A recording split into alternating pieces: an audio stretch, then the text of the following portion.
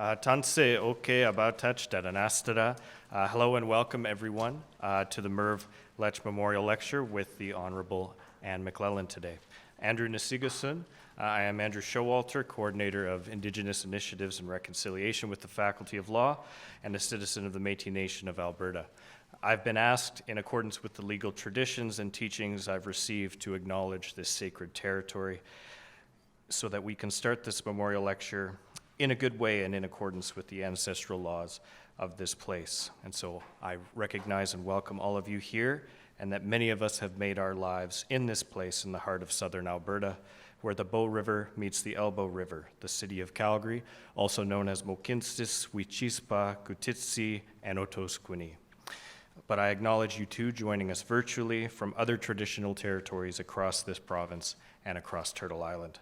So thank you for joining us, and in the spirit of the Faculty of Law's commitment to reconciliation, reciprocity, and truth, we welcome you to the University of Calgary and humbly acknowledge and pay tribute to the traditional territories of the people of the Treaty 7 region, which includes the Blackfoot Confederacy, comprised of the Siksika, Piikani, and Kainai First Nations, as well as the Tsuut'ina First Nation, and the Stoney Nakoda, including the Chiniki, Bearspaw, and Goodstoney First Nations.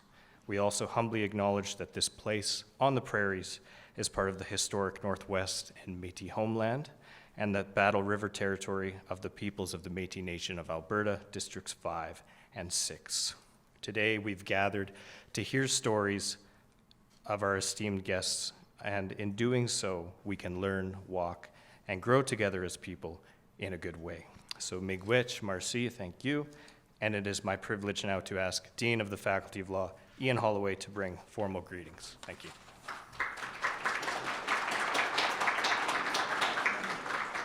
Thank you very much, Andrew, and thank you all for coming here today for this, the 2024 edition of the annual Merv Leitch Lecture. This lecture series was established after Merv Leitch's untimely passing. Merv Leitch was one of those extraordinary people who built the Calgary that we know today. Like so many Albertans, good Albertans, he actually came originally from Saskatchewan. He served during the Second World War, again, like so many prairie boys, with the Navy, and spent much of the war in the North Atlantic. But then after the war, he moved to Alberta and established a very successful legal practice at the firm that is now known as Norton Rose Fulbright. He was one of those extraordinary people who was persuaded by Peter Lougheed to stand for election when that tectonic transition was taking place from the social credit government to the then progressive conservative government, and he spent over a decade in cabinet serving variously as the Minister of Natural Resources, Provincial Secretary, and as our Minister, the Minister of Justice. And in addition to his public duties, he also was one of the people who was involved in the establishment of our law school. So we here today owe him a direct personal debt for what he did to help us get started. And when Mr. Leitch died, as I say, at a far too young age, Mr. Lougheed went out of his way to establish a foundation in his memory. And it is that foundation which allows us to gather every year round about this time to celebrate Mr. Leitch's legacy. And in that regard, I'm delighted that we have with us this morning Mr. Leitch's son, Jim Leitch, who happens to be a graduate of this law school. And I'm going to ask Jim to come forward now and to say a few words. So Jim.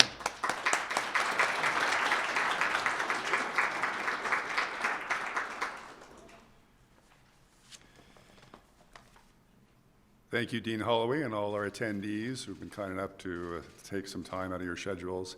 Thanks also to those who are viewing from home or online in some fashion. And welcome to any members of the bench and the bar. So on behalf of my sisters Jan and Kathy and our stepmother, our Dean, we bring greetings, and the rest of our family bring greetings on behalf of our family for this exceptional legacy that we're so pleased the two law schools in our province have continued to partner on to present these lectures and the amazing speakers that we've had. I had the pleasure of listening to Honourable Ms. McLellan yesterday, and I'm sure that you will find yourselves entertained and challenged, I think, and informed by what she has to say. So I'm looking forward to hearing that again and seeing if, as every now and then happens, there's some change in the presentation and what that might be. I also want to take a few moments briefly to acknowledge and thank and congratulate the winners of these scholarships. Two were given in the areas that my father held very dear, in the area of constitutional law and natural resources. So the second-year students who are the winners of the constitutional law Merv Leitch scholarships are Megan Goldie and Amanda Bratton, and I understand that we will see them a little bit later on assisting with the Q&A. And for the other area of natural resources law, Sasha Reed and Jacob Bennett from the third-year law class. So congratulations to you.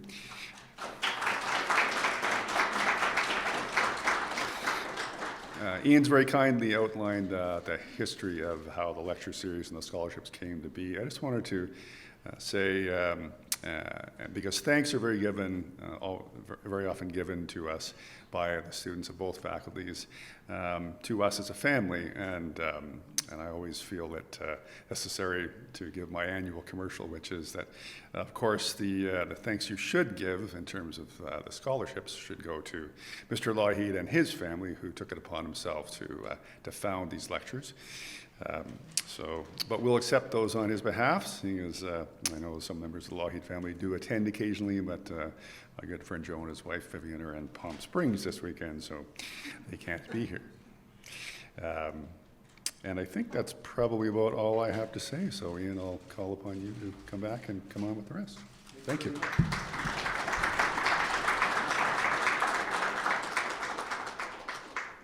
I said a few moments ago that today we're here to celebrate the legacy of Merv Leitch. Well, there's no better person through whom to do that today than our speaker, the Honourable Anne McLellan. Anne is one group of great Albertans comes from Saskatchewan. The other group comes from Atlantic Canada. And Anne is one of the latter group. She's originally from a dairy farm just outside Truro, Nova Scotia, those of you who are familiar with the area. She began her career as a law professor at the University of New Brunswick. She taught for many years at the University of Alberta. She was a law dean, which I think is a very good thing indeed. Until a few years ago, she was the chancellor at Dalhousie University. But for present purposes, she spent a long time as a member of Parliament, a Liberal member of Parliament from Alberta, which makes her a bit of an unusual cat in that sense. She held several ministries, again, like Mr. Leitch, including our ministry. She was the Attorney General and Minister of Justice for Canada. She was the Deputy Prime Minister, I think, perhaps the first woman to be Deputy Prime Minister. The best deputy female in Canada. She's an officer of the Order of Canada. She's a member of the Alberta Order of Excellence. She's an extraordinary Canadian in every way. And so, friends, can I ask you to join me in welcoming Anne McLellan to speak to us today?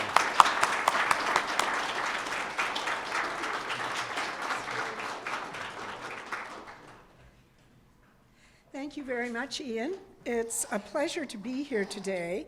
And one thing that Ian didn't mention was that he and I are both Dow Law grads, right? Although I think you came a little after me. And then we have another Dow Law grad, I'm not sure he came down from lunch, who's a whole lot, well, yes, back there, who's a whole lot younger. And Kathy, Dow Law. So there are a fair number of us here today carrying that Atlantic Canadian Nova Scotian flag, I guess. But I have lived in Alberta for 40 years. I came here in 1980 to teach law, and people ask me why. And in fact, I tell them it was Peter Lougheed. And I might briefly return to that story about why I give Mr. Lougheed credit for my actually showing up here in Alberta. But I do want to thank you, Dean Holloway, and it is a pleasure to be here to participate in this second day of the Merv Leitch Lecture Series. And as you've already heard from Jim and from Dean Holloway, this series was created to honor and acknowledge the contributions of Merv Leitch to Alberta and its people. I did not have the opportunity to meet Mr. Leitch before his death in 1990, but he and I shared certain similarities in our political careers, which you've already heard. He and I were both attorneys general and ministers of energy.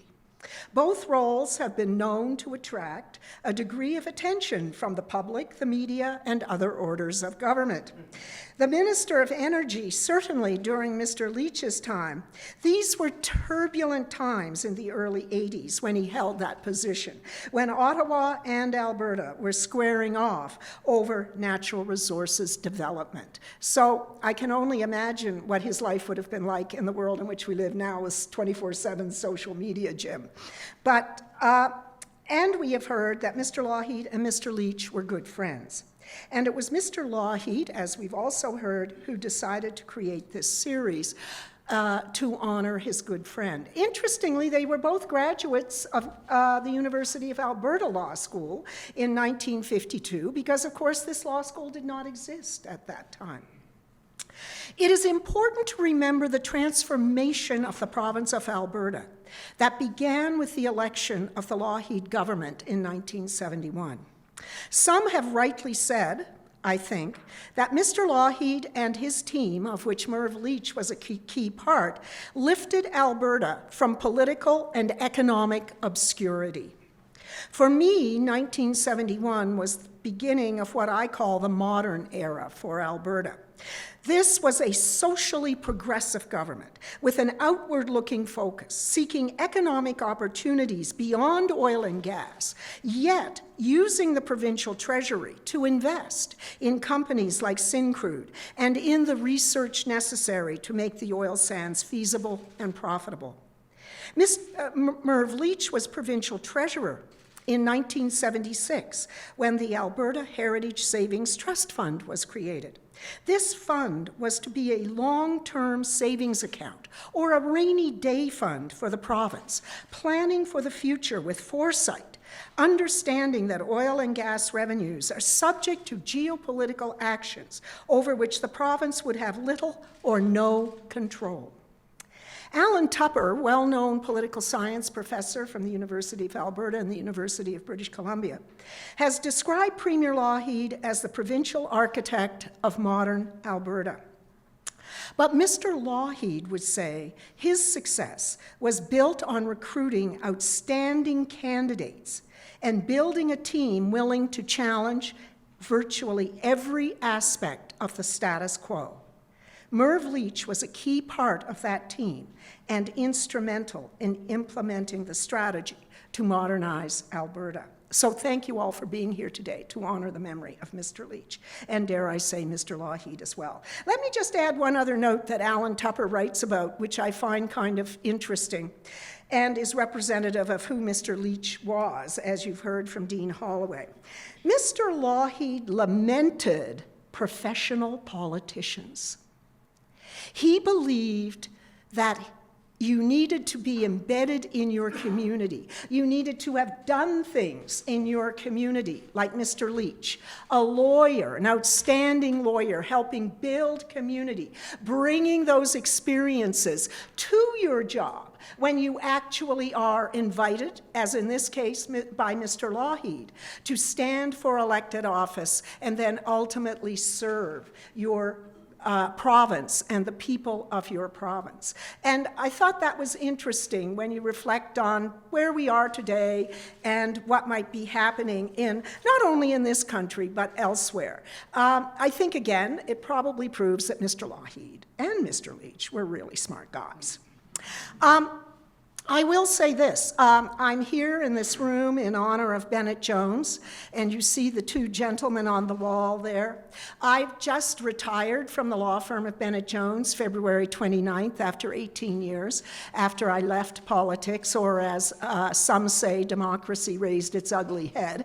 But anyway, I joined Bennett Jones in July 2006, and I was there almost 18 years, an amazing experience, wonderful people, great lawyers, great staff. And in fact, the chair at the time, Hugh McKinnon, decided to create a public policy group. And law firms in Canada were a little slow getting to this. US law firms all had, major law firms all had public policy groups. You could call them public policy groups, GR groups, regulatory groups, whatever. But Canada was a little slow when you look across the panoply of national law firms. And Hugh McKinnon, who was here in Calgary for a while, Queen's grad, but we will forgive him that, all us Dow grads. In fact, he went to Toronto to build the Bennett Jones office in Toronto, and he's been singularly successful in doing that. But he wanted to create a public policy group, and he wanted a public policy group of diversity. Lawyers and non-lawyers. We have David Dodge in our group. We have Christy Clark in our group. They're not lawyers. He wanted former elected officials and former public servants. And he has created this group, but the very first member, I think, the very first for whom the bell tolls, I think, the very first member, I like to think, of our public policy group was the Honourable Peter Lougheed. So, and Mr. Lougheed's and my lives intersected on a number of occasions, and before I get into what I'm going to talk about, which probably isn't nearly as interesting as my stories, after the '95 referendum, I was Minister of Natural Resources. But after the '95 referendum, which we came within about 1 percentage point of, many would say, losing the country, I decided, because there was much discussion around how one reconfigured, how one decided to move forward after such a close referendum in the province of Quebec. And I thought I would probably need some help on this in terms of, at that moment, British Columbia wanted to be a separate region, so we'd have 5, not 4. The prairies were saying, well, where does that leave us? And so on. And I thought, who better to come and talk to but Mr. Lougheed, who I never met up until that day. And so my chief of staff arranged for me quietly to come to the Bennett Jones offices here, still Bankers Hall, here in Calgary. And I quietly went upstairs and met with Mr. Lougheed. And that was the beginning of many meetings that we had about the future of our country, his perspective on how I was doing, how the Chrétien government was doing, and so on. And I've been thinking a lot about that over this past week with the passing of Mr. Mulroney. And why have I been thinking about that? Because both men transcended partisan politics and were willing to reach out across party lines to help build a country, build a province, build a community. And in fact, both of them enjoyed being asked for their views and for their help. And I've been thinking a lot about that over this past week or so after the death of Mr. Mulroney, because one of the themes through what you hear about him, and it was equally true of Mr. Lougheed, was that he either reached out, or if you reached out to him, he loved those engagements, and he loved sharing his experiences and hoping or helping you, learning of those experiences, helping you perhaps be better at the job that you had to do. So that's my interaction with Mr. Lougheed. It was very special for me, and I think it speaks to the nature of the man that he went out and wanted to honor his longtime friend Merv Leitch and raised the funding for this lecture series. Okay, has anyone here in this room, until you saw the title of my address, heard the word polycrisis? Put up your hands. This is the interactive part of it. This is about as interactive as it's going to get. No one. No, I can't. Well, it's probably true, right? And why did I choose this title, Governing in a Polycrisis World? And what does it even mean in terms of the nature of our democracy and our ability to govern effectively? First of all, where did this term come from? Is it just another fancy buzzword? This is not a term Mr. Leitch or Mr. Lougheed would have been familiar with. It was not a term I was familiar with or used in the governments of which I was a part between 93 and 2006. But this word now seems to be popping up in lots of different places. A French philosopher, Edgar Morin, apparently coined the phrase in the 1990s. Adam Tooze, a history professor at Columbia University, has popularized the term, and I do recommend his podcast called Ones and Twos. Maybe a little too cute, but anyway, it's not a bad podcast. He talks about big economic issues in that podcast.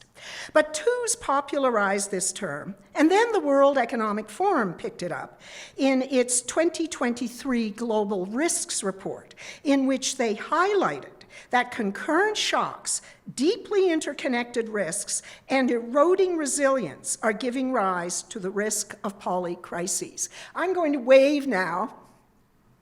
Jim, you asked whether there was anything new. I came with a slide. I didn't have this yesterday. This actually is the diagram that the Global Risk Report used in 2023 to make the point visually of what they were talking about a polycrisis. And you can see that they see these crises in three large risk categories. They're laid out here for you: economic, environmental, geopolitical, societal, and technological. And you can see the connections. The key part of a polycrisis is the interconnection and complexity of dealing with the issues, right? So you can see these nodes of issues. Environment over here, much of it around climate change, biodiversity, or natural resource crises.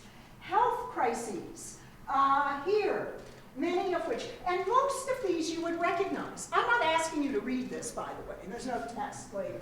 But this gives you an idea of most of the issues that we would recognize. Most of the issues in one way or another that the world, but this country, if we bring it down to a sovereign space, Canada actually is going to have to, and is now, and will have to, over the decades to come, deal with, and our governments at whatever levels, and private sector, and civil society are going to have to work together to figure out how we deal with all these interconnected challenges and end up in a state where people have not lost hope and feel completely overwhelmed. So that is the kind, I did this to show you particularly the interconnectedness in a polycrisis universe. And that is one of the key figures or key characteristics that makes a polycrisis universe different than, at least somewhat different, than situations that we may have been in before. The other thing is the actual number of areas in which these, the number of areas that are related that we have to take on board and deal with at apparently one time. The use of the term polycrisis has its critics on the left and the right. Niall Ferguson has criticized the term as just history happening. Some suggest it is a fancy way of saying that a whole lot of things are going on. There is a whole institute at Royal Roads University, the Cascade Institute, devoted to understanding the term and its implications. The institute summarizes the discussion around the use of the term this way: the debate around polycrisis is, in large part, a question of whether we truly understand the mess we're in. end quote.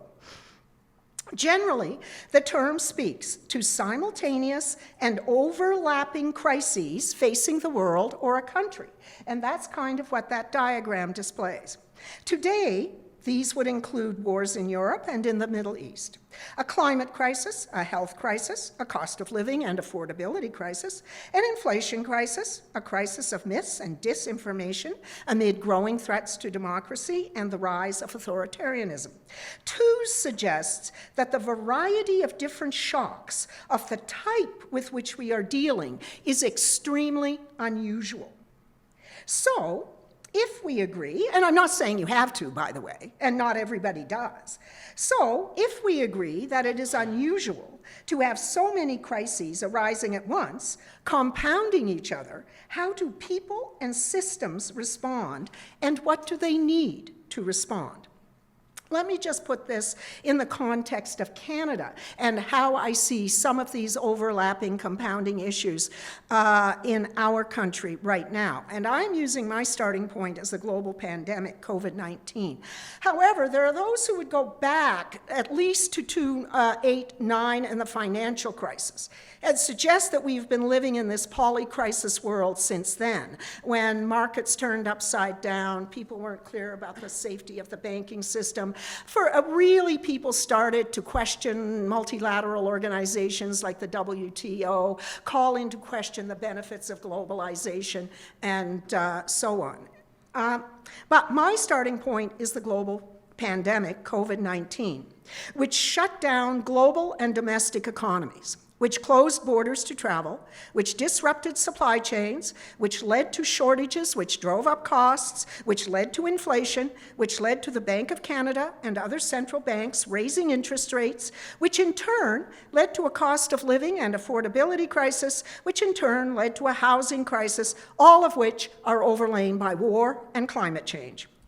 All of this has created a higher sense of fear and anxiety, if polls are to be believed, Canadian polls, global polls, and calls into question whether our democratic institutions, as currently structured, are up to the task. As someone asked, what the hell is going on? Two suggests that if you are feeling confused, as though everything is impacting you all at once, this is not a personal, private experience. It is a collective experience, leaving us feeling overwhelmed and unable to cope.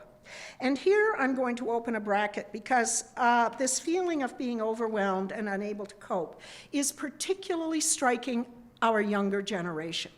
Whether you describe this cohort as the Happiness Project does, 15 to 24, Nick Nanos, who did some research for my colleague Lisa Raitt and I for the Coalition for a Better Future, whether it's Leitch, they are all saying the same thing, that the youth cohort, and Nick's, by the way, goes 18 to 35, so let's say 15 to 35, that in fact all their polling is telling us that young people are feeling particularly overwhelmed, that they are particularly anxious, and they are fearful about what their future will hold for them.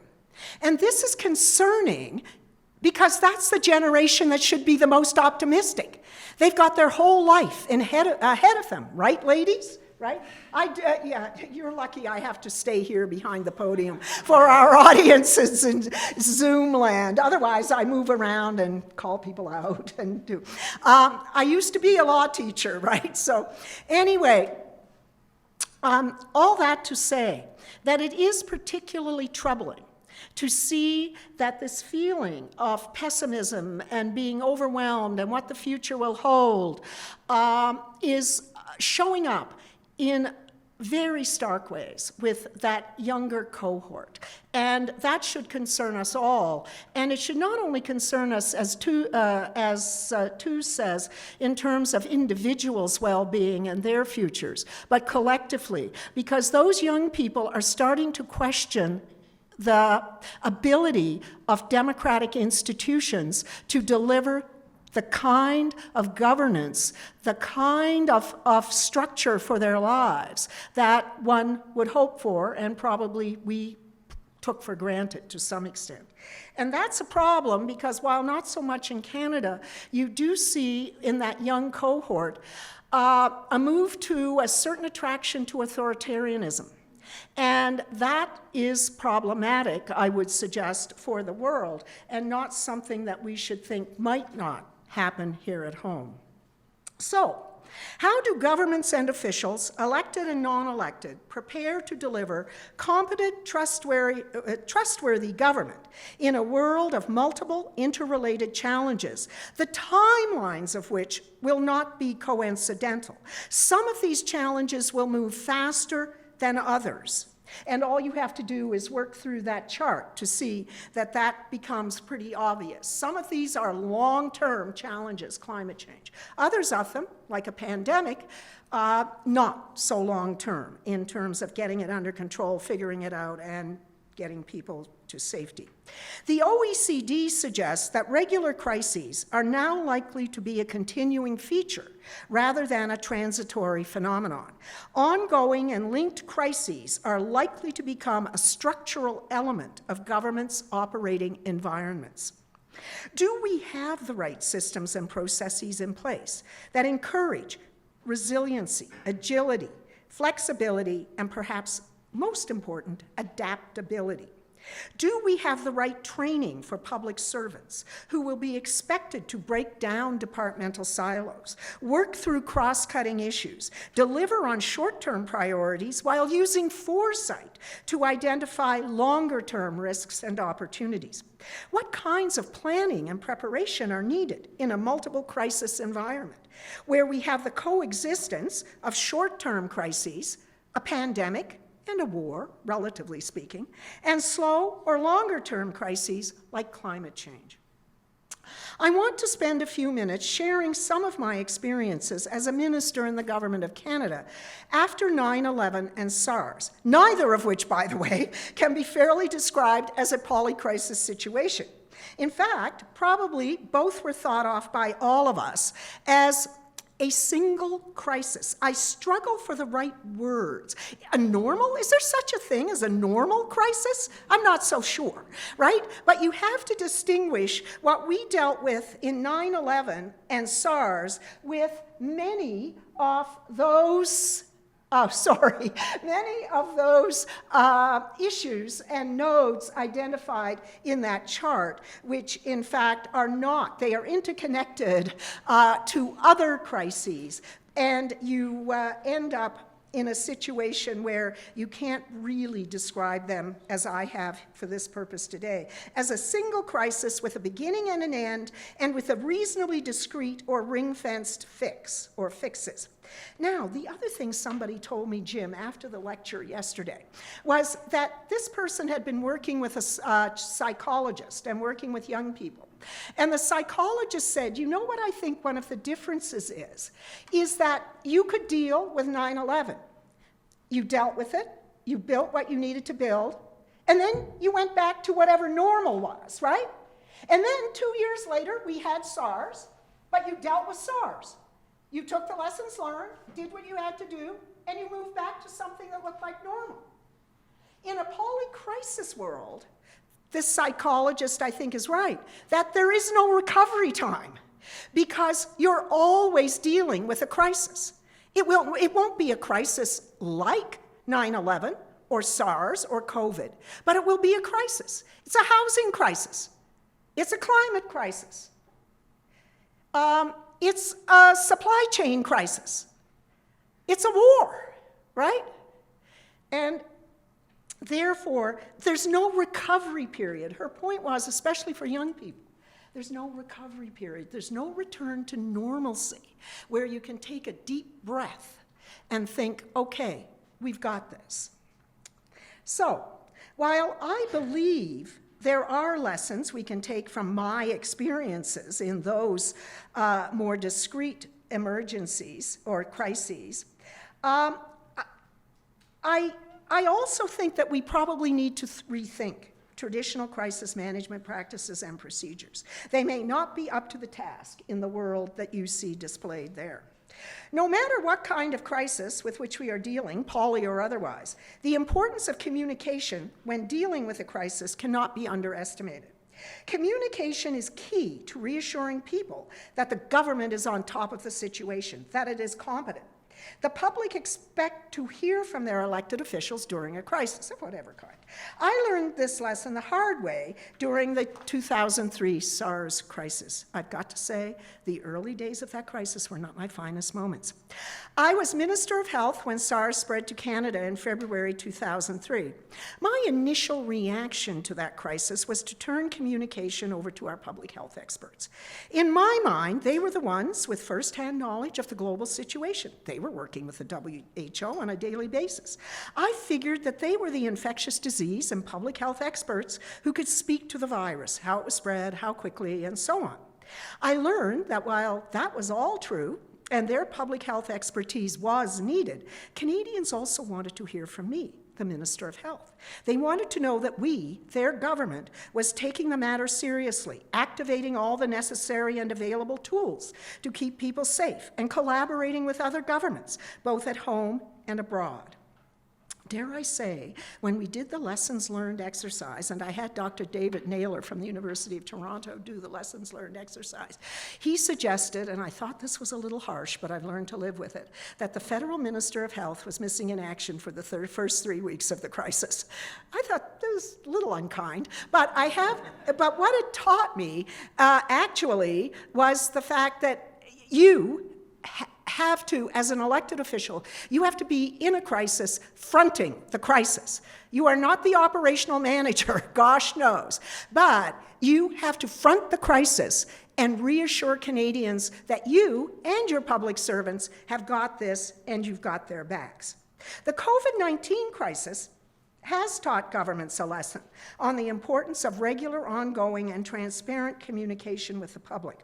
There have been regular and at times daily briefings and communications from the Prime Minister, relevant federal ministers, provincial premiers, public health officers who actually became household names. These figures emerged both as voices of reassurance and sources of factual information, which the public needs during a crisis where what is happening changes almost daily. Social media allowed governments to reach Canadians quickly and efficiently during the COVID-19 pandemic. The higher the degree of transparency, even with incomplete information, the more likely the public will be to trust their governments and the actions they are taking. Now, it must be noted, however, that social media during COVID also allowed the spreading of misinformation, bizarre conspiracy theories, and false science. Also, when we reflect on government and media communications during COVID-19, we may decide that there was so much information and advice being offered from so many different places that Canadians became more anxious and confused than was helpful. This latter concern is probably inevitable in the social media universe in which we live. We deal with 24/7 news and commentary, whether much of it is accurate or not. Some voices may gain unwarranted attention. They may be malicious of intent or simply ill-informed. But either way, they can start to undermine the trust that people have in their governments. The important takeaway from my experience during SARS is that all who have responsibility for a crisis, no matter what kind, must communicate regularly, clearly, and transparently with the public.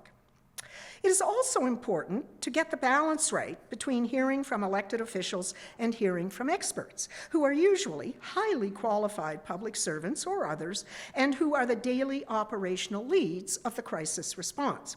Generally, politicians are better at providing reassurance, and experts are better at delivering the facts and what is happening operationally. The balance between hearing from experts and from elected officials is not static and will shift depending on the progression of the crisis and whether facts, an operational update, or reassurance are required at a given time. Another important lesson that I learned in reflecting on my experiences is that perfection cannot be the enemy of the good in a crisis. Government responses often have to be adjusted on the fly to deal with unexpected or new facts as they arise. Crises evolve. They are not static. None of these things are static. You have to be ready to turn on a dime. Throughout the COVID-19 crisis, the Government of Canada realized that it needed to stabilize families and businesses across the country as the economy shut down. Programs were designed and implemented with a speed never seen before, but for times of war. The design and implementation of these programs was not perfect. Some individuals and businesses received support who did not need it or qualify for it. Some who did qualify did not receive support on a timely basis. But in the end, I think most would agree that these programs met their core purpose: to allow families to buy food, pay their rent or mortgage, cover their expenses, prevent evictions, help businesses keep their workers employed for as long as possible, and to simply keep businesses running. Avoiding aiming for perfection during a crisis is, of course, not to say that crises provide a free pass for program design and implementation, as the expectation must be to do the best possible job in the circumstances. It is just to say that the circumstances of crises usually deny you the opportunity for months or years of thoughtful consultation with stakeholders and dry runs to fine-tune implementation mechanisms. Now, here I open a bracket, because is this true in a polycrisis world, where the crises, as we've already established, are diverse and often operating on different timelines of urgency?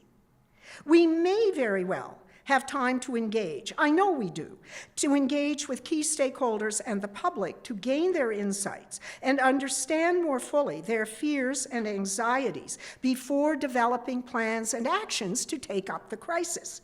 And in turn, this increases the level of trust in government decision-making and, dare I say, compliance on the part of the public. And I give you two examples quickly: housing and climate. Housing is not a short-term crisis. I can't even tell you when it began, but maybe it began in 1995 when I was in government, when we took the Government of Canada out of housing. So there was no national profile, no national data gathering, no consultation bringing the provinces together. We got out of it for the best of reasons. It wasn't a federal head of power, and we were about to hit the debt wall. But I do think maybe that's when the housing crisis began in this country. And the housing crisis in this country will not end quickly. It is of long and will be of reasonably long duration. And climate. The climate crisis will, in fact, be a decades crisis, although many would suggest, as does this chart when you go behind the chart and read the text, that we are close to reaching a tipping point in terms of the climate crisis and the action that adaptive measures, mitigation measures that are going to be required to keep us all safe. So I do think with a polycrisis, you see what happens with a polycrisis. What you do is you've still got your short-term emergencies. You've still got fire. You've still got flood. You've got to deal with those in ways that I dealt with 9/11 and SARS with my colleagues. But then you've got these other crises that are bigger and longer and are, as with climate, on a decades-long time frame. And you've got to figure out how government, elected, unelected officials, the private sector, civil society, how you keep those two things in your head and work through, be ready to deal with the short term while trying to find out what systems and what processes you need to deal with the long-term crises, right? And I can assure you that's not easy. That is not easy, which is what the world, and which I believe governments at all three levels in our country are kind of finding out. That's not easy to do. Where do you put your emphasis? Where do you spend your resources? What do you prioritize, right? And of course, we always prioritize the short-term emergency, as opposed to probably putting enough attention and systems analysis and management and resources to the longer-term crises that we think, okay, you know, there may be more wildfires in April in Alberta. I have to focus on that. Climate change? Okay. Maybe I can push that out a little further. Maybe the worst of that won't be on my watch as a politician, right? Maybe that will be on someone else's watch, and they will have to take responsibility for that crisis, right? When it gets to that tipping point where it's obvious to everyone that short-term strategies are no longer going to deal with the crisis. Okay, how much more time do I have, Peter? Where is he? Oh gosh, no, I won't take that long, guys. Okay, as I've already said, to successfully deal with an evolving or emerging crisis, governments must be adaptable, flexible, and nimble in both thought and action. Elected officials usually do not have the organizational and managerial experience that is required to actually manage a crisis. They must therefore have confidence in their non-elected public servants and others with crisis management experience to provide good advice in a timely fashion. As such, crises demand a high level of trust between elected officials and unelected public servants. That level of trust is a precondition to the collaborations and coordination that will be required to develop and execute evolving strategies to meet the exigencies of the crisis. This level of trust, and dare I say respect, must flow both ways. I fear that these important relationships are fraying. More public servants believe their expertise is neglected or discounted. This is true at all three orders of government in our country. Political leaders need to avoid any temptation to micromanage a crisis. They are not well placed to do so. The daily details should be left to the experts, both operational and managerial. However, my comments should not be construed as suggesting elected officials sit back. My own personal experience would tell you that was a mistake. Elected officials must lead. They must reassure the public that they are seized with the impact of the crisis on individuals and communities, and that they understand and empathize with the fear and uncertainty percolating through the public. They must communicate that government is providing those with operational responsibilities all needed resources, and assure the public that those in charge know how to get things done. Ultimately, elected leaders know that they will be held accountable for every decision, made or not made. And we live in a world where we are quick, too quick, I think, to blame. The expression in real time became widely used after 9/11. I was Minister of Justice at the time and was directly involved in Canada's response to that international crisis. I learned that you will never know everything you would like to know in a crisis situation. For example, in the hours after the attacks on the Twin Towers, we did not know whether there were more attacks coming that day or in the days following. With SARS, we did not know how contagious the virus was, and in the early days, we didn't even know how it spread. And of course, in the early days of COVID-19, no one knew how the virus spread, nor how quickly. This lack of complete information is a hallmark of crisis response. Learnings from 9/11 and SARS led me to believe that you need a well-rehearsed emergency management plan, including things like very mundane things, but really important, like regular tabletop exercises and experienced people who know who is doing what, where, and when. People need to know who is collecting intelligence and information, who's analyzing it and getting it to those who operationalize responses as quickly as possible. A lack of timely information can lead to the wrong risk assessments and ultimately to under or overreaction on the part of elected and unelected officials. Governments are naturally risk-averse and cautious in times of crisis because the economic, social, and political consequences of a misstep can be very high. Having processes and procedures in place in advance will help governments overcome their aversion to risk and allow them to react with more confidence, more effectiveness, and often more quickly. That is why I believe clear processes and procedures should be the backbone, even in a polycrisis, of an appropriate crisis response strategy based on timely risk assessment informed by a diversity of domestic and international intelligence and information reports. Now, it is interesting, however, I do ask myself, now that I've delved into this subject, whether what I've just told you about an appropriate crisis response strategy and so on, whether that is the best approach in a polycrisis situation. Maybe, and I think it's clear if you look at this, maybe no one minister, no one department will be the lead. We talk about the lead and who's accountable and who's responsible, right? And as a minister in a crisis, you always hope it's the other guy, right? Maybe no one minister or no one department will be the lead. Interconnectedness is the key hallmark of a polycrisis. Responsibility and accountability will likely be spread across many departments. The private sector, NGOs, all orders of government will likely be at the table or tables in a multiple crisis environment. If so, this will place a premium on collaboration and cooperation. In Canada, as in some other federations, pieces of most emergency plans are spread across at least 2 and often 3 orders of government. As we know, obviously, provinces and cities played a very important role in the response to COVID-19. And in a polycrisis world where crises are not discrete, but overlapping and compounding, all 3 orders of government will have to collaborate and coordinate actions more closely, setting aside the normal jurisdictional arguments that often lead to incomplete, even incoherent, and sometimes contradictory responses. As we are aware, the provinces and territories have more or less, sometimes a lot less, productive relationships with the Government of Canada at any given time, which can get in the way of timely, seamless responses.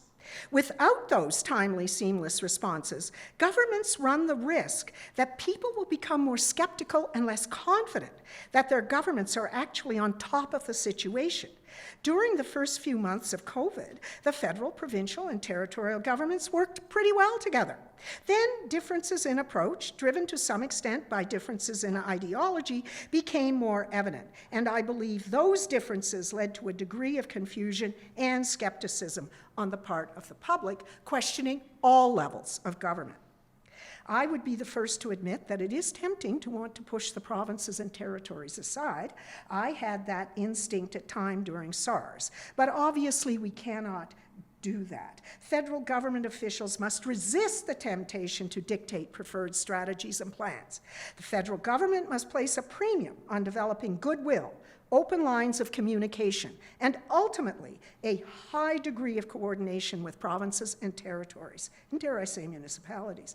This expressed desire for cooperation and coordination helps provide reassurance and peace of mind to Canadians that all orders of government are working together on their behalf. And if you look at this, actually most of these issues are divided among 2 and in some cases 3 orders of government. Okay. One other thing that I think it's worth reminding ourselves of, whether we're in a polycrisis or just regular old mess, once a government begins implementing policies and procedures in a crisis, it must ensure that it takes into account the rights of Canadians. To be clear, a crisis is not an excuse for unnecessary overreach. However, we must remember that the Charter of Rights and Freedoms allows for some government overreach, and I use that word advisedly, for the protection of the public good, including Canada's national security and our public health in the time of a global pandemic. This balance has been reflected in and confirmed by a number of judicial decisions during and after the pandemic. However, we see with the invocation of the Emergencies Act in 2022 potential overreach in the use of extraordinary powers. And I refer you to Mr. Justice Mosley's decision from the Federal Court of Appeal, although Mr. Justice Rouleau, who ran the commission, reached a different decision around the justification for the emergencies invocation during the trucker convoy situation. I think it's interesting, if you read both of those, you see that both justices struggle.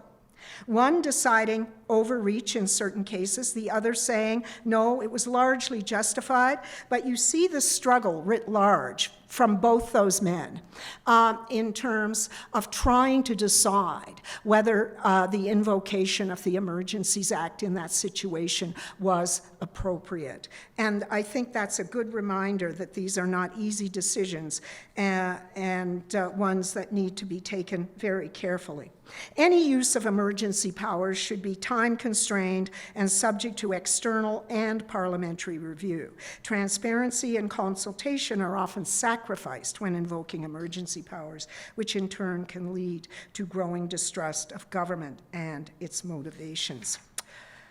Okay, I am actually going to skip a little bit of my remarks because I think time is moving on. So I am going to conclude this. By the way, one of the other lessons, I haven't talked about lessons learned directly. So important. Any kind of crisis, you have to step back. If you have the time, take a look. What did we do wrong? What did we do right? What can we learn? Foresight is important here, especially in a polycrisis world where some of these crises won't emerge or reach a tipping point until much longer in the future. What are the lessons we've learned that can help us do a better job, regardless of how far in the future it might be? So let me ask, how might we need to rethink our approaches to crisis management in this kind of world? First, we need to acknowledge that trust in democratic institutions is in decline, as is trust, deference, or even respect for experts. Too many people are more likely to believe what they read on X, formerly known as Twitter, from some unidentified conspiracy theorist than they are a chief public health officer, a doctor, a scientist, or a public policy expert. This makes it more difficult for governments to lead in a time of crisis, as more people call into question or outright refuse to follow mandated actions. We live in the world of the deep fake, where AI technology will make it even more difficult to determine what is true or real. Then one does need to ask how resilient are our democratic institutions, and I've already referenced the fact as the attraction of authoritarianism rises. We also need to acknowledge there's often a lack of consensus around determining the cause of a problem. And then, if we can't decide what has caused the problem, it becomes even harder for people to agree on what the possible solution or remedy might be. And I use climate change here and even housing. There are still those who believe that human beings do not have a significant impact in relation to global warming. If you've got in the room people who say, no, humans aren't involved, people who say, well, yes, of course they are, if you can't agree, if you can't come to a consensus around what has caused the problem, it will be very hard to solve the problem. And many of these, there will be profound disagreement, especially between the global south and the developed north, as to what the cause of the problem is, and then what possible solutions might be. And as I've already said, the problems will be cross-cutting. They will not fit nicely into traditional government ministries. Too often, governments think a problem belongs to a particular department or agency. Preparedness in a polycrisis world will require a diversity of experiences, expertise, and thought leadership. If the OECD is right that crises are now likely to be a continuing feature of our world, what kind of reorganization of government would lead to better public policy responses in this environment? This will require time, space, and foresight to think through. Doing this work off the corners of the desks of already too busy public servants or elected officials will not get us the innovative thinking we need. And this work must be done in a world where more people believe their governments cannot be trusted and are a threat to personal freedom. Also, many of these challenges, shocks, crises, whatever we call them, may not be due to exclusively domestic factors. In fact, almost none of them are. China, COVID, supply chain, Russia, Ukraine, energy crisis, the Middle East, an increase in domestic acts of hate and violent protests in our streets. And of course, climate change needs or knows no national boundaries. These issues require international collaboration and multilateral responses at a time when such approaches are being discredited by either a lack of perceived results or, again, by conspiracy theorists. Maybe we need to think about giving up some of our national sovereignty in pursuit of multilateral structures that are able to grasp the interrelated global nature of the challenges we face. I realize that that's a real clanker, right? That is going in the wrong direction when you look at the mood of the world today, right? But maybe we will be forced there. At least, I would say this, we will need a higher degree of international cooperation, however it may be structured. And I look at COP, the Conference of the Parties, 20-some years old now. Maybe it's an example of that kind of international cooperation in a crisis situation that, although long-term crisis, that people might be able to come together on. Unfortunately, as I've said, the global mood appears to be distrustful of new multilateral arrangements, even as existing ones are being called into question, such as the WTO and the United Nations. And in fact, the very idea of globalization and its benefits is being questioned. So, ladies and gentlemen, I leave you with this. Do we live in a polycrisis world? I think we do, right? It's hard to deny, whatever you call that all these things are at play in our lives, either directly or indirectly, some close in, others much further out. I'm not sure I care what you call it. I'm not sure I do. Maybe it's a mess. Maybe it's just a whole set of unusual circumstances, although Twos, while calling it that, also calls it a polycrisis. Maybe we need a new name to get people's attention and get people to talk about this and what it's going to require for our governments to deliver the quality of decision-making and systems and processes and programs and whatever to make sure that we are safe and able to prosper. So I leave that with you. I think all of you can make your own decisions as to what this world should be called. I hope we all agree, however, that this is a time where so many things are compounding and cascading on each other and are interconnected, and it feels as if we simply go from one crisis to another, or we never leave a crisis. We just add another crisis to the crisis we're still in. And if so, that will become fatiguing and frightening and debilitating and scary. And then I think, to conclude, what would Mr. Leitch and Mr. Lougheed have said about all this? I think they probably, being the pragmatic but yet intelligent people they were, they would look at this and they'd say, by gosh, there's a whole heck of a lot of things going on right now, and we better figure out how to fix it. Thank you all very much.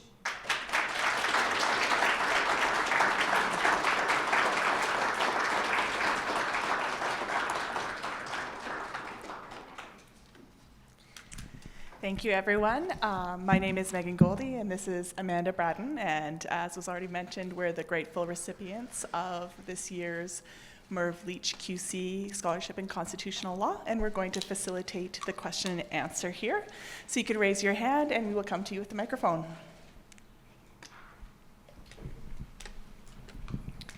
Thank you for your remarks. A great presentation. I think you really captured kind of all the challenges we have as lawyers going out into the workforce today.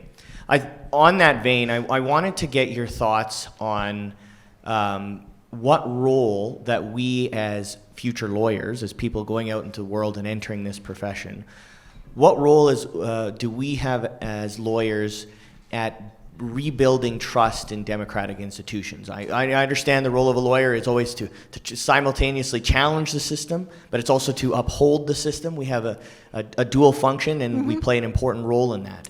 So I'm interested to hear your thoughts as we, as young people, enter this profession. What are some of the things that should be burdens on us that we take on in carrying this role and in this important role in the system? What can we do to help rebuild public trust in the democratic institutions that is so desperately needed to be able to deal with the polycrisis that we face today?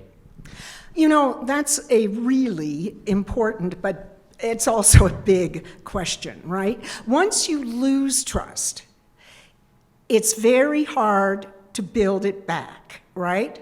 And governments learn that often the hard way. But I think as lawyers, at the most basic level, you have to try and help people you encounter and people in your communities, wherever they might be. When you hear like a crazy thing, like, if you got the vaccination, that's Bill Gates putting a microchip in your head or something, or your bloodstream. I mean, lawyers have a responsibility to live in a rational world, right? There are facts. There aren't alternate facts, I'm sorry. There are facts. And there are people, and I think you're going to be viewed as an expert. You are going to be part of the elite. You will be vilified because you are viewed as an expert. And we have to fight against that because, in fact, experts matter. They have information. People in this room are probably researchers in different faculties. They know things about our bodies and our health and all sorts of things that we have no capacity to understand the details of, and what might be good for us or not. So I think at the very basis, you have to support rationality, and you have to, in ways that are respectful, deal with people when you hear things that are undermining of democracy or citizens' well-being. You have an obligation to say, hang on here a minute. And you can't take on every fight, right? But hang on here a minute. Do you understand what you're doing when you make that kind of assertion? And when one assertion might not matter, but as they pile on top of each other, which is the capacity of social media, then you start to erode trust and confidence. And you start to doubt what you've been brought up to believe your whole life, right? About whatever it might be. So that I think, and that doesn't mean every lawyer believes the same thing, no, obviously not. But I do think lawyers have an obligation to make sure that they're living in a rational world where they respect the rule of law, which means that you do have a role in terms of the protection of people's rights. You do have a role in calling government to account when it overreaches, right? But you must do it in a way that does not call into a question, I think, the legitimacy of the institution. But what you can do is call into that specific act and say, this government overreached in this situation for the following reasons. That is a rational argument to be made. And I think lawyers have an important role to play because in times of crisis or emergency, as we've seen, governments may act expeditiously, quickly, without a lot of forethought to deal with the immediate crisis. And that will, in fact, harm or potentially erode people's rights. So lawyers have a role to play there. But on the other hand, when you take off your lawyer hat, you're just like anyone else, right? You're just another citizen. And we as citizens all have a role to play in refuting the conspiracy theorists by getting people engaged in civic life, right? If you don't like the government you've got, go out and find someone you would like to be your government and work hard to change it. But do it in a respectful way and an informed way, right? There are no easy answers here. Once trust is lost, it takes a long time. And it's kind of show me, right? Governments who lose trust have to work very hard day after day, decision by decision, to gain back that trust. And it is not easy. But you can either stand in the way of people trying to build back the trust, or you can further erode it. And I would like to think lawyers would not further erode the trust in democratically elected institutions, but in fact suggest that if you do not like what you see, we in a democracy have a way to change our government, and we should be engaged in that. But there are no easy answers. Thanks so much for your excellent talk and sharing your perspectives. I wanted to ask a question about climate change specifically, so the climate crisis, which in the Canadian context is trending toward or perhaps triggering or overlapping with a constitutional crisis. And so one proposal that's been put forward over the years by just a small handful of folks is an EU-like burden-sharing agreement, where provinces and the federal government explicitly sign on to binding total net emission reduction targets. It's been pie in the sky, but sensing the shifting political winds and some of the lightning rods that exist with respect to specific climate regulations, I wonder if the time might be right. And so I'm interested if you could share your perspectives based on all your experience as to whether or not you think that might actually be feasible. And if so, what kind of principles could underpin that, could be the starting points for common ground in that kind of burden sharing agreement? So you anticipate that that burden-sharing agreement shares, so obviously for our province, Alberta, it is harder for us to cut emissions, total emissions, either at all. I mean, we can cut total emissions, but to the degree that some might like. And it's easier for the province of Quebec, for example, because all their power comes from hydro, virtually. Or even Ontario, where 60% of their power comes from nuclear, right? And in your world, does the EU burden, or the model, the burden sharing also lead to transfers of dollars that would be, well, they're unequal now, but based on population, not on the carbon being produced? So do you see that as an important part of I think it would have to be, don't you? I could tell you're a law professor because you've thrown the question back Right, at me. exactly, yeah, Yes, always. but it's a ball of yarn, and everything gets Yeah. tugged at. And so the question is, how do you do it, especially given, you mentioned earlier in your talk, the lack of federal head of power over housing, for Yeah. example. We're in these sort of scant heads of power world, and so this is why I wonder if you can contract out of it in the shadow of constitutional law.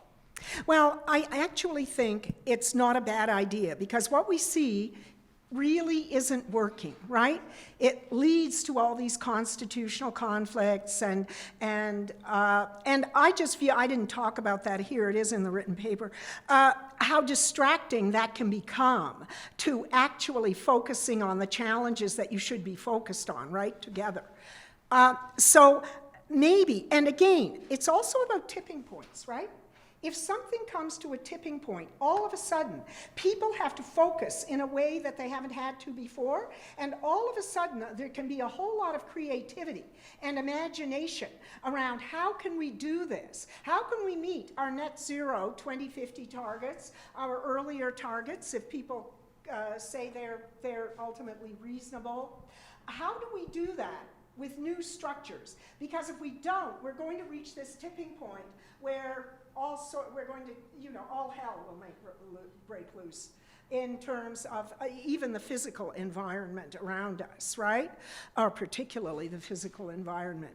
So I think that, yes, those kinds of new structures. I mean, COP was a new structure, right?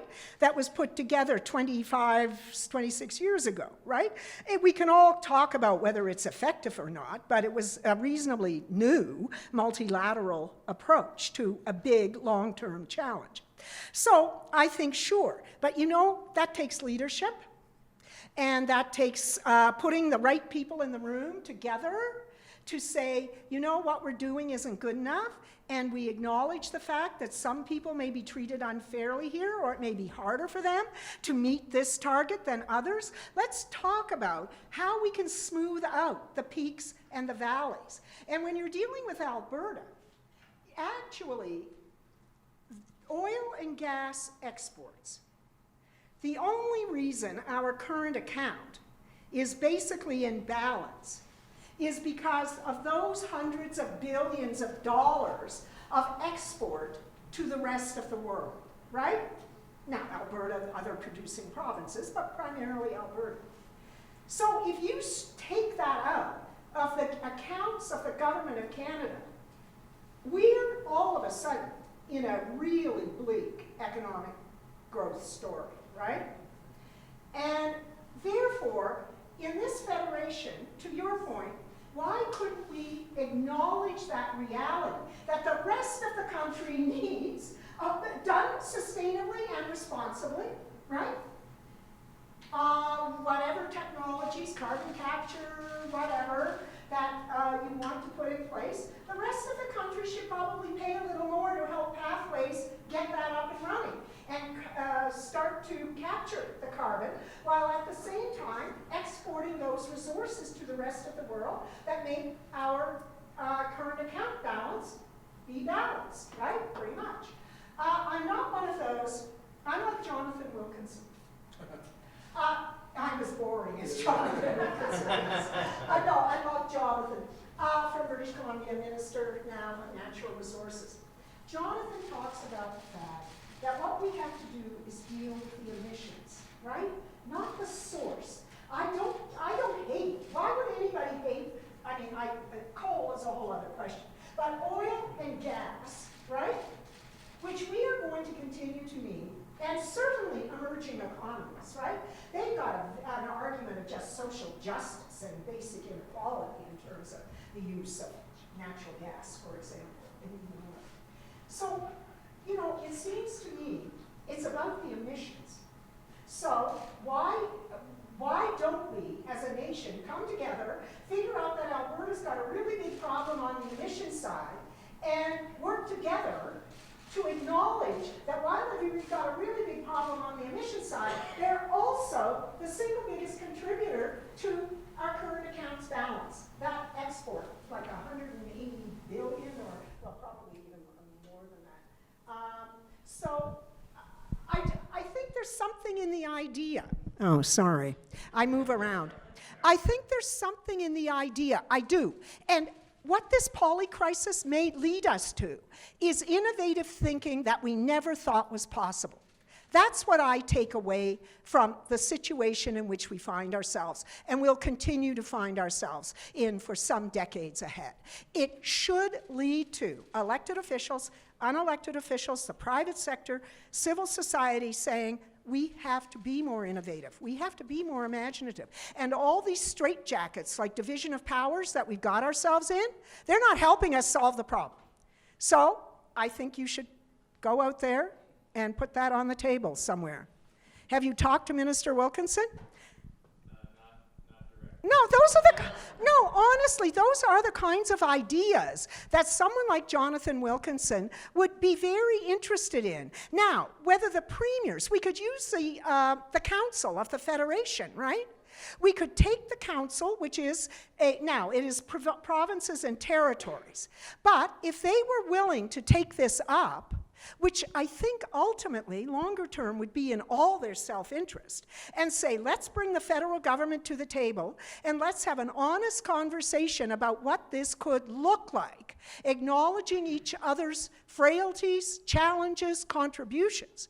I think we might have, that mechanism might be available, and it hasn't done much recently, so maybe it could take up this kind of challenge.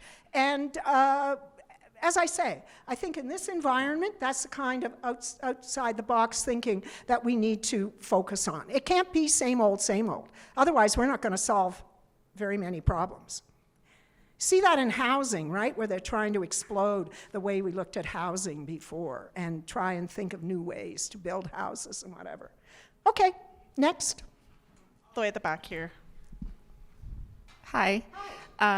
You talked quite a bit about overreach and the effects of overreach, and I'm wondering the opposite, like the effects of underreach. Like, for example, the lack of a federal government strategy in housing over the past 30 years, and how that has created the, pardon my French, shit show that we're in nowadays that everybody is faced with. And we're stuck with it. And it's really, it could have been fixed if there was a plan in place and everything operated according to the plan. Who puts and the now plan there in isn't. place when you don't have constitutional jurisdiction over housing if you're the government of Canada? Who puts the plan in place? And I think that's a big problem with the structure of like overreach and underreach, right? Is that as citizens we're stuck with a lot of these jurisdictional issues, because even if you lived in a couple of different provinces over COVID and saw how some provinces are just like renegade and not investing in anything, and then it screws their people over for the next like 20 years. And like, if there is a time and a place for strong federal government stuff, for sure. And yeah, I'm just wondering about how to protect everybody from the effects of like underreach. Underreach, look, governments in crises of whatever kind, it's almost definitional. They either overreact or underreact, right? They underreact because they're afraid of making a mistake and making the situation worse. Overreaction, I mean, some people would say the invocation of the Emergencies Act with the trucker convoy was overreaction, but they did it for a reason, and you can accept it or not. But I think the Constitution maybe has become more of a straitjacket for this country to deal with the real problems we have to face now than we would ever have imagined. Now, that doesn't mean that our Supreme Court, unlike the US Supreme Court, they are not strict constructionists, they're not originalists, and they are able to take those powers and read things in, to a certain extent, that reflect current societal needs and norms. But you can't look to the court to fix the housing crisis and somehow magically read the housing head of power into Section 91. You might under peace, order, and good government, but that would probably be a stretch too. So again, it goes back to like the climate change thing. The Constitution is becoming more of a barrier to orders of government working together as opposed to invoking their strict, power, or just send us the cash and leave us alone sort of thing. That's not very helpful if you need a national, if the crisis is national, people move. People have the right, a charter right, to mobility in this country. And Canadians use it a lot, right? So this is an area where a national strategy, but a national strategy, not a federal strategy, a national strategy with everybody coming together. And the cities are key here, and municipalities, right? And sometimes they just get pushed to one side, or, quite honestly, treated like dirt by provincial governments. And that can't go on, and that's a constitutional restriction that makes no sense anymore when you consider how important major urban areas are to the attraction of new Canadians, to the attraction of investment, and so on, right? So, all that to say, you need a national plan, and again, you come to a tipping point. And I think we may be close, although what you see Sean Fraser doing is going province by province and city by city to do these deals. That doesn't add up to a national plan, and that's the problem, right? That, again, is, are there more acute problems in one part of the province or one part of the country than others? If so, you need a national plan to smooth out the peaks and the valleys, and you need a fair sharing of resources to be able to achieve that. So, while we may make some small progress on housing, you're right, we need a national plan, and we need everybody at the table, including the builders and so on, but starting with the levels of government, working on a national plan that speaks to those differences that we see across this country. Those differences, diversity should be a strength. What we're starting to see, that too often they're invoked as barriers to effective change. Okay, perfect. I think that wraps up our Q&A. Did you have a question? More of a comment. Okay, go ahead. I was just going to say there's a really good precedent nationally, which is the National Action Plan on Gender-Based Violence. Thank you. Yes. So there's a National Action Plan on Gender-Based Violence that was introduced in November of 2022.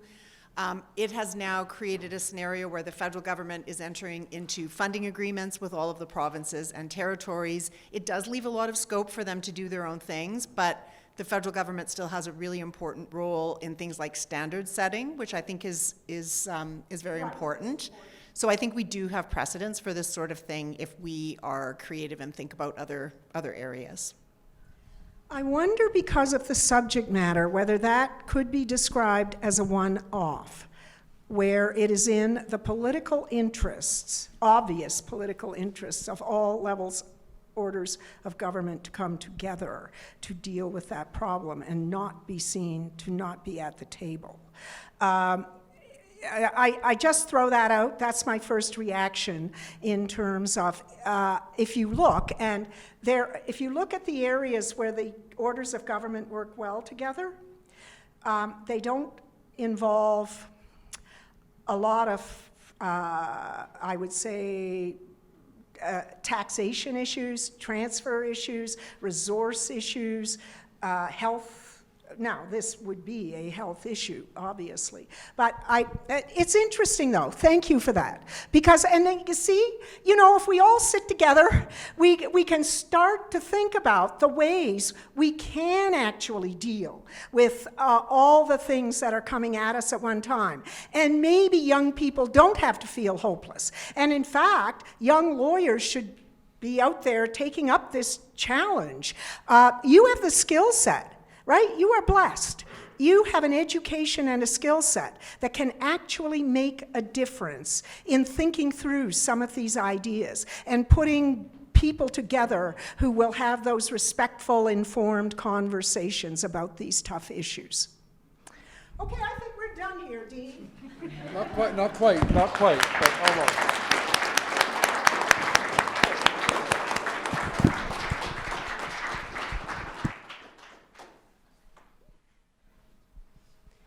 You can come stand in. Okay. So, how are you? Good, how are you? Good. Very nice to meet you. Nice to meet you. So, let us do this. Hi, everybody. My name is Sasha Reed, and I am Jacob Bennett. And together we are the 3L winners of this year's Merv Leitch QC Award. Thank you. So, we are here today to present to you with an award on behalf of faculty, staff, students of the University of Calgary Faculty of Law, along with the University of Alberta, for whom this is being done in collaboration. So congratulations. Thank you so much. Thank you. Shall I open it, please? Yes. Oh, how lovely. Did somebody tell you I like glass? Yeah. Here, let me show you. This is lovely. There. That's lovely. Thank you. And if I had my glasses on, I could read this, but I don't. Shall I read it for you? Yes. I think it says the Oilers are going to win the Stanley Cup. It says the Honourable A. Ann McLellan, Merv Leitch QC Memorial Lecture, Faculty of Law, March 25th and 26th, 2024. Great. There you go. Thank you. Thank you all very much.